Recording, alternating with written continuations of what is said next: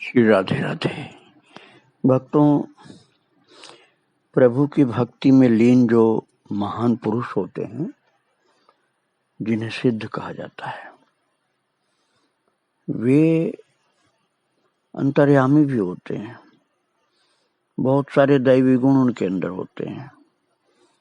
कई बार तो सर्वज्ञता भी हो जाती है कुछ काल के लिए, लेकिन वो इन सब गुणों को विज्ञापन नहीं करते, छिपा के रखते हैं। वो समझते हैं कि मेरी विशेषता ये नहीं है, जिन प्रभु का मैं भजन कर रहा हूँ उनकी कृपा से ये सब है, इसलिए उसको दिखाना नहीं है। वो तो ठाकुर जी की लीला चल रही है, उसको अपनी विशेषता कैसे बता दिया जाए। ये सब बातें जो मैं आपको बता रहा हूँ, ये गया प्रसाद जी के अंदर थी। महाराज जी भगवान का भजन करते करते इन सब दैवी गुणों से युक्त थे। कभी कभी ये बातें प्रकट हो पाती थी। जो उनकी निजी सेवा में रहते थे, एक संत, उनका नाम था श्री कृष्णदास, लेकिन लोग किशन बाबा बोलते थे। वो बताते हैं कि उनके पूज्य पिताजी अस्वस्थ थे, बीमार चल रहे थे। तो एक दिन सहसा उनके अधिक बीमार होने का समाचार आया, और सुनते ही महाराज जी गया प्रसाद जी बुला करके आदेश दिए कि गांव जाओ। और किशन बाबा कहते हैं कि इससे पहले कई बार उनको देखने में जाता रहा, पिताजी को देखने के लिए, और बार बार आने जाने से महाराज जी की सेवा में बाधा पड़ती थी। तो किशन बाबा को लगता था कि नहीं, गुरुदेव की सेवा छोड़ करके गांव जाना ठीक नहीं है। इसलिए उन्होंने महाराज जी से प्रार्थना किया कि या तो आप पूज्य पिताजी को स्वस्थ कर दीजिए, ऐसी कृपा कर दीजिए, और या तो उनकी लीला पूर्ण हो जाए। वो दुख पाते रहते हैं, बीमार रहते हैं, आपकी सेवा छोड़ के बार बार मुझको जाना पड़ता है, उनका कष्ट भी मुझसे देखा नहीं जाता। वो ठीक हो जाएं या तो प्रभु के धाम जाएं, ऐसा हो तो सब प्रकार से अच्छा होगा। और बार बार गांव भी जाना पड़ता है, और उनका कष्ट ज्यों का त्यों रहता है। बस ये विचार मन में आया था भक्तों, ये कहा नहीं उन्होंने। किशन बाबा के मन में ये बातें आई थी, लेकिन उन्होंने गुरुदेव से, श्री गया प्रसाद जी से, महाराज से ये बातें कहा नहीं। तो मन में सोच ही रहे थे जाते समय। तब तक श्री गया प्रसाद जी महाराज ने उनके सिर पर हाथ रखा, अपने सेवक कृष्णदास जी के सिर पर, और बोले चिंता मत करो, आखिरी बार जा रहे हो, अब बार बार नहीं जाना पड़ेगा। देखिए, अंदर की बात जो भविष्य में होना था वो जान रहे थे, अब मुंह से निकली बात ये। फिर आगे बोले कि देखो, माता पिता भी भगवान के स्वरूप होते हैं, ये बार बार नहीं मिलते, जाकर खूब सेवा कर लेना। वे तुम्हें जाते जाते प्रसन्न होकर जो भी आशीर्वाद दे जाएंगे, वही तुम्हारे अंतिम श्वास तक काम आएगा। जाओ, चिंता मत करो। इस प्रकार से महाराज जी ने सब आगे की बात बता दी। कृष्ण बाबा कहते हैं कि चरणों में प्रणाम करके मैं रोता हुआ गांव चला गया। आप रोने की बात आप मत समझिएगा कि पिता से मोह था इसलिए रो, नहीं, रो इसलिए रहे थे कि गुरुदेव अर्थात गया प्रसाद जी की सेवा बार बार छोड़ कर जाना पड़ता था। फिर महाराज जी को बहुत परेशानियां होती थी, इसलिए जाना नहीं चाहते थे, किंतु जाना पड़ा, इसलिए रो रहे थे। और गांव में जब पहुंचे तो उनके पिताजी उन्हें देख करके बहुत प्रसन्न हुए। बोले, भैया तुम आ गए, ठीक हो, तुम्हारे बाबा ठीक हैं?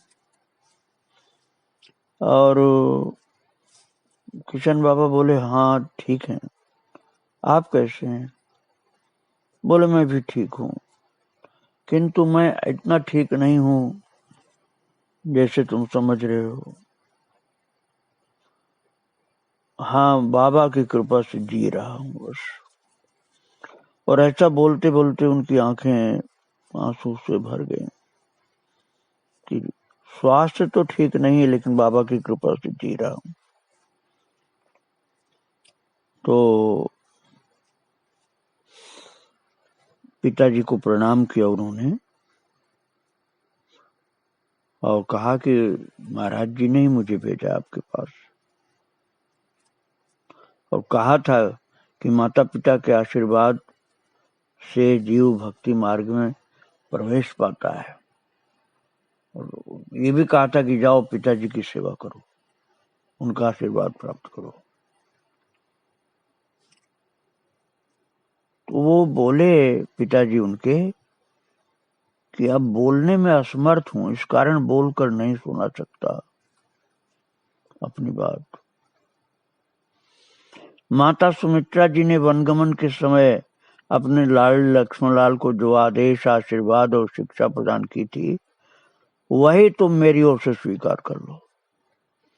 मेरा भी वही आदेश, आशीर्वाद और शिक्षा तुम्हारे लिए। ऐसा कहते हुए दोनों नेत्र बंद करके श्री हरिनाम स्मरण करने लग गए और किशन बाबा उनकी आवश्यक सेवा में जुट गए। उस अगले ही दिन प्रातः 8 बजे उच्च स्वर से राम राम ऐसे बोलते हुए महाराज किशन बाबा के पिताजी ने शरीर छोड़ दिया अगले ही दिन और भगवत धाम को प्रस्थान किया। मानो पहले से ही ये दृश्य श्री गया प्रसाद जी ने देख लिया हो, उनको पता चल गया था सब, और इसीलिए पूज्य पिता की सेवा में भेजा था अपने शिष्य को कि तुम, और कहा भी था कि तुम आखिरी बार जा रहे हो, अब बार बार नहीं जाना पड़ेगा, जाओ चिंता मत करो। ऐसे त्रिकालदर्शी थे महाराज जी श्री गया प्रसाद जी, जो उनके चरणाश्रित थे उनको बता देते थे आगे की बात। कोई भी पूछे तो नहीं बताते, जब मन में आता तब बताते थे। जैसे हाथरस के 2 भक्त थे, लेकिन वो साजे में कपड़े का व्यापार करने जा रहे थे, तो बाबा ने कह दिया कि भले ही कर लो साजे में व्यापार, निभेगा नहीं, पहले ही से समझा दिया था भक्तों। भजन करते करते इतने गुण प्रभु की कृपा से अंदर प्रकट हो जाते हैं जो अलौकिक होते हैं, और वो सब प्राप्त थे महाराज जी को, गया प्रसाद जी को। लेकिन बहुत निष्किंचनता अंदर भरी हुई थी। अपने को कोई खास संत नहीं मानते थे, कहते थे मैं तो बहुत साधारण हूं, और जल्दी अपने को प्रकट भी नहीं होने देते थे। गोवर्धन जी में बस स्टैंड के समीप एक धर्मशाला है, अकोला वाली धर्मशाला। तो उसके मालिक थे सेठ श्री काशीराम जी ने, जो कि महाराज जी प्रिया शरण जी, तो काशीराम जी ने निवेदन किया था कि आप मुझे परम पूज्य पंडित जी महाराज से दीक्षा दिला दीजिए। तो प्रिया शरण जी उनके मित्र थे गया प्रसाद जी के। तो गया प्रसाद जी से दीक्षा दिलाने के लिए बार बार यह कोला वाले धर्मशाला के मालिक सेठ काशीराम जी कहते थे। तो उनकी बात श्री बाबा जी ने अपने पूज्य चरण पंडित जी महाराज से निवेदन किया। गया प्रसाद जी से प्रिया शरण जी ने कह दिया कि अकोला वाली धर्मशाला का जो मालिक है काशीराम, वो आपसे दीक्षा लेना चाहता है महाराज जी। तो बाबा जी की बात सुन करके महाराज श्री गया प्रसाद जी बड़ी सहज सरल वाणी में दोनों हाथ जोड़कर निवेदन किए और बोले कि पूज्यवर, आपने तो जाना ही अच्छी तरह से कि हमारे यहाँ दीक्षा की कोई परंपरा नहीं है, कोई संप्रदाय भी नहीं है मेरा, न कोई परंपरा है, और मैं सक्षम भी नहीं हूं इस कार्य में। आप स्वयं सर्वसमर्थ हैं। प्रिया शरण जी से कहा कि आप सामर्थ्यवान हैं, आप उनकी दीक्षा कर सकते हैं, ये कार्य तो आप ही को शोभा देगा। मैं तो आपके सम्मुख शिशु हूं। ऐसा कह करके अपने ऊपर से बात टाल दी। और महाराज उनकी इस निष्किंचनता को देख करके प्रिया शरण जी अंदर बहुत प्रसन्न हुए कि बाबा कितने त्यागी है। नहीं तो कई बार अक्सर ये होता है कि कोई धनवान व्यक्ति शिष्य बन रहा हो तो कई लोग दीक्षा दे देते हैं, ज्यादा विचार नहीं करते हैं। और वो सेठ जी काशीराम जी जो धर्मशाला के मालिक थे, धनवान व्यक्ति थे, लेकिन महाराज जी को इससे कोई मतलब ही नहीं था कि कोई धनवान है कि गरीब है, क्या है।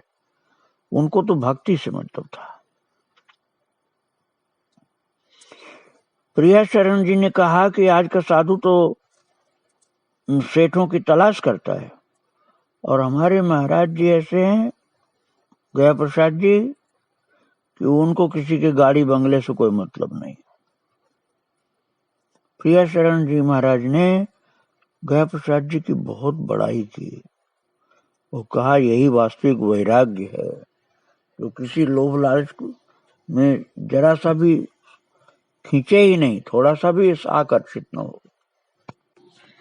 प्रिया शरण जी महाराज ने कहा कि साधु लोग बड़े धनवान शिष्यों को पा करके बड़े खुश हो जाते हैं कि ये खूब सेवा करेगा, परमार्थ बनेगा, इससे बहुत सेवा अच्छी तरह से होगी, बहुत धनवान है। लेकिन गया प्रसाद जी को तो धनवान से कोई मतलब नहीं था। वो तो इतने त्यागी कि उन्होंने हर प्रकार से प्रिया शरण जी को योग्य बताया। इसलिए प्रिया शरण जी कहते थे कि महाराज जी, अर्थात पंडित बाबा कहे जाते थे गया प्रसाद जी, तो वो कहते थे कि पंडित बाबा जो हैं, पंडित जी, और जो प्रिया शरण के गुरु जी थे रामकृष्ण दास जी, उनको पंडित बाबा कहा जाता था। तो उन्होंने कहा कि मेरे गुरुदेव जो पंडित बाबा रामकृष्ण दास जी महाराज जो हैं, उनका दर्शन मुझको गया प्रसाद जी के अंदर होता है। मैंने इनको जानना चाहा था, परंतु सच्चाई ये है कि इन्होंने मुझे ही जान लिया, मैं इन्हें नहीं समझ पाया और मैं हार गया और पंडित जी अर्थात गया प्रसाद जी जीत गए। इस प्रकार से बोलते थे प्रिया शरण जी बड़ाई करते हुए। और एक गहरी बात मैं बताऊं आपको भक्तों कि सेठ श्री काशीराम जी जो अकोला वाली धर्मशाला के मालिक थे, उनको शिष्य नहीं बनाया श्री गया प्रसाद जी ने। तो वे निराश नहीं हुए, क्योंकि बहुत ही विज्ञ पुरुष थे। वो भली प्रकार जानते थे कि जब तक अपने समर्पण में कोई कमी रहेगी तब तक संत की शरणागति नहीं मिल सकती। बलिहारी सेठ जी की अविचल निष्ठा को, जो जैसे पार्वती माता कहती थी न, बरऊं शंभु न तो रहूं कुमारी, ऐसे ही पंडित जी अर्थात गया प्रसाद जी को भले दीक्षा नहीं मिल पाई, लेकिन उन्हीं के चरणों में बैठते थे सेठ काशीराम जी, और सदगुरु भाव उन्हीं के प्रति रखते थे कि पूज्य चरण मुझे अपनाए चाहे न अपनाए, लेकिन मैं तो उनको गुरु मानता हूं। और भक्तों शिष्य की मान्यता से ही भगवान प्रसन्न हो जाते हैं। सेठ काशी राम जी की दीक्षा गया प्रसाद जी महाराज ने नहीं की। फिर भी जब वो अपने शहर, दक्षिण भारत के रहने वाले थे, बंगलोर के, तो जब भी आते वो गोवर्धन, तो बैठते महाराज जी के चरणों में, कहते थे दीक्षा नहीं मिली तो क्या हुआ, मैं तो गुरु मानता हूँ। उनकी मान्यता इतनी सच्ची थी कि उनके भाव के अनुसार महाराज दीक्षा न देने पर भी गुरु का कार्य करते थे गया प्रसाद जी महाराज, और ऐसे ऐसे उपदेश उनको देते थे कि उन्हीं उपदेशों से उनका हृदय आनंद से भरा रहता था। बिना दीक्षा दिए ही सेठ काशी राम जी का कल्याण महाराज जी करते रहते थे। एक दिन दान के वास्तविक स्वरूप का निरूपण करते हुए महाराज जी ने कहा कि संसारी जीव भगवत कार्य को भी घोर माइक बनाकर आचरण करता है, जबकि भगवान के भक्त लोग माइक कार्य को भी पूर्ण भगवतमय बनाकर आचरण करते हैं। अर्थात मायाबद्ध जीवों की उपासना भी वासनामय होती है और संत चरणाश्रित भक्तों की वासना भी उपासनामय बन जाती है। बड़ी गूढ़ बात है भक्तों में। इसको समझने के लिए मैं आपको और बता रहा हूं कि जैसे दान को इस युग में कल्याणकारी माना गया है। रामचरितमानस में तुलसीदास जी कहते हैं, जैन केन विधि दीने दान करे कल्याण।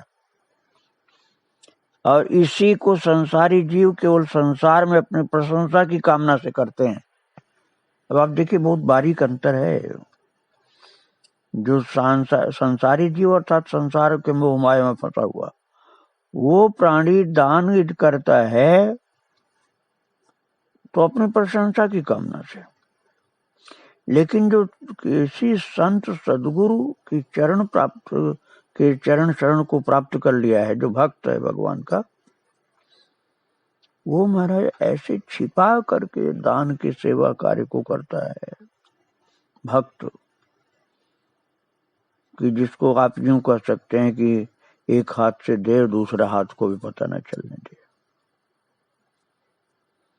तो ऐसे सत्कर्म संसार को दिखा करके वो लोग नहीं करते जो भगवान के भक्त होते हैं, बहुत गुप्त रख करके। यहाँ तक कि कई बार जिसको मिलता है वो उसी को पता नहीं चल पाता कि मुझे दिया किसने है, उसकी सेवा हो जाती है। और भक्तों को तो यही अभिष्ट होता है कि जिसकी हम सेवा कर रहे हैं उसकी सेवा हो जाए, और वो मुझे जाने इससे कोई मतलब नहीं उनको होता।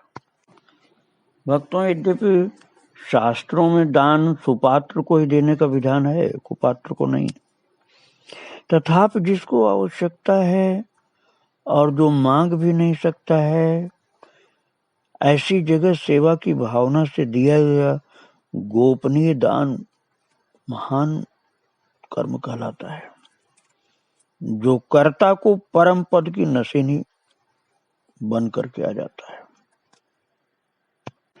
अब आप गोपनीय का अर्थ ये समझिए कि जिसको दिया गया उसको इन्हें पता चले कि किसने दिया, पर्दे के पीछे अपना कोई स्वार्थ न छिपाओ, तभी ये दान पूर्ण रूपेण भगवत सेवा बन जाता है और प्राणनाथ श्री प्रभु को प्रसन्न कर लेता है। और महाराज जी, श्री गया प्रसाद जी ऐसी बात अपने मन में रखते थे और यही उपदेश दीक्षा न देने पर भी श्री काशीनाथ सेठ जी को समझाते थे। उनका कल्याण तो करते ही थे, दीक्षा नहीं दिए ठीक है, लेकिन उनके कल्याण के लिए महाराज जी को ध्यान रहता था कि इनका कल्याण करना है। गोवर्धन नगर की गली गली में महाराज खोजने लगे बाबा कि ऐसे गरीब जिनकी सेवा आवश्यक हो, कोई वस्तु की आवश्यकता हो, जो संकोचवश किसी से कुछ मांग नहीं सकते हैं, उनकी जानकारी मिल जाए तो उनकी सेवा की जाए। ये बात महाराज जी के मन में आ गई और कुछ ही दिनों में इस बात की पूरी जानकारी प्राप्त कर ली महाराज जी ने। और रात्रि के अंतिम प्रहर में मजदूरों के सिर पर सभी आवश्यक वस्तुएं रखवा करके स्वयं साथ जा करके रात्रि के अंतिम प्रहर में जब सब सोते रहते थे तो उन गरीब दुखियों के दरवाजों पर चुपके से खान पान की सामग्री, बहुत जरूरी चीजें महाराज जी रखवा देते थे साथ में जा करके। और जब गृह स्वामी प्रभात में अपने घर का दरवाजा खोलते तो अपनी आवश्यक वस्तु पाकर अति प्रसन्न होकर उसका उपभोग करते। और सेठ जी की इस गोपनीय सेवा से, जो काशीनाथ सेठ जी अकोला धर्मशाला वाले, उनको महाराज जी ने अपना लिया था ना, बिना दीक्षा दिए ही अपना लिया था अपनी कृपा और अपनी शिक्षा के द्वारा।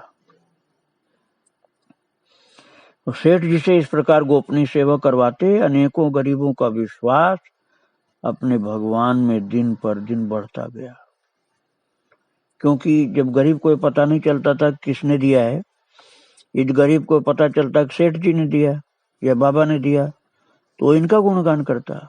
लेकिन जब गरीब को पता नहीं चला कि किसने दिया तो गरीब तो बस भगवान को ही बार बार धन्यवाद देता था कि प्रभु आपकी कृपा से, आप ही ने दिया है, आप ही की कृपा से मिला है, कौन दिया हमको तो मालूम नहीं, हम तो आप ही को जानते हैं। तो भगवान की बड़ाई लोग करते थे, भगवान का गुणगान करते थे गरीब लोग। और इस सेवा कार्य में सेठ जी को लगा दिया महाराज जी ने।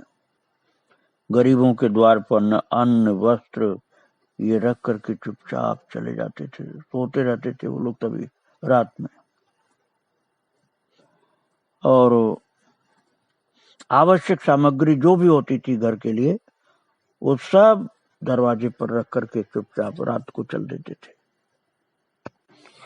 महाराज जी इसलिए भी सामने नहीं आते थे, न सेठ जी को सामने आने देते थे कि देखो वो बेचारे गरीब जो हैं, अभावग्रस्त हैं, हम लोग जब उनको सम्मुख जा करके देंगे कुछ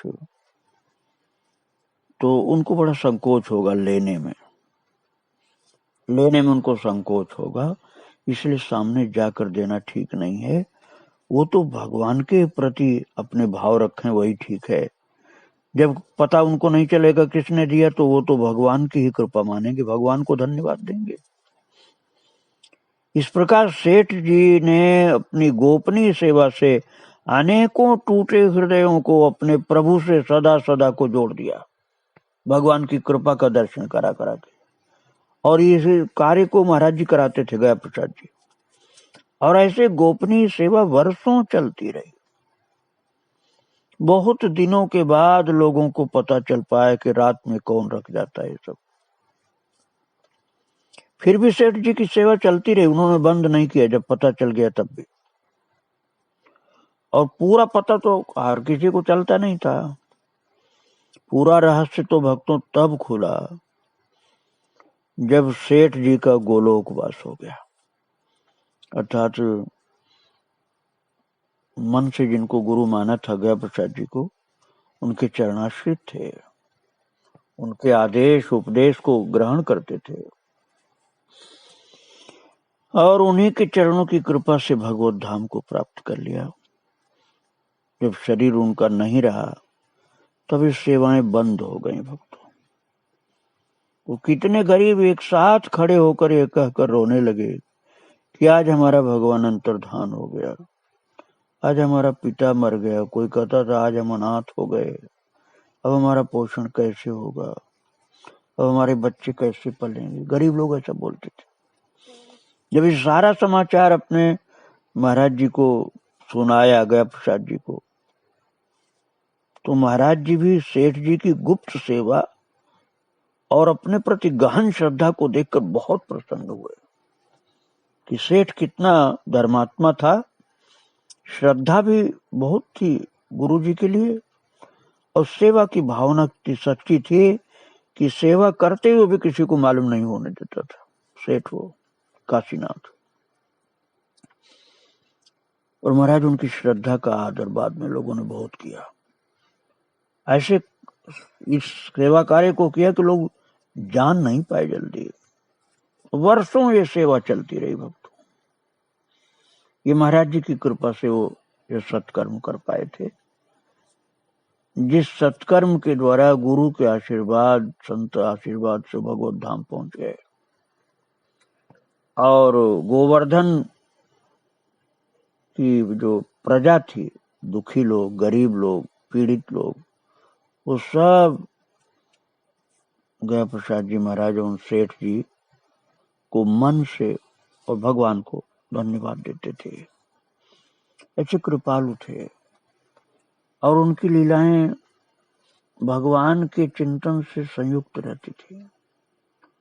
इस विषय में मैं आपको और आगे फिर सुनाऊंगा।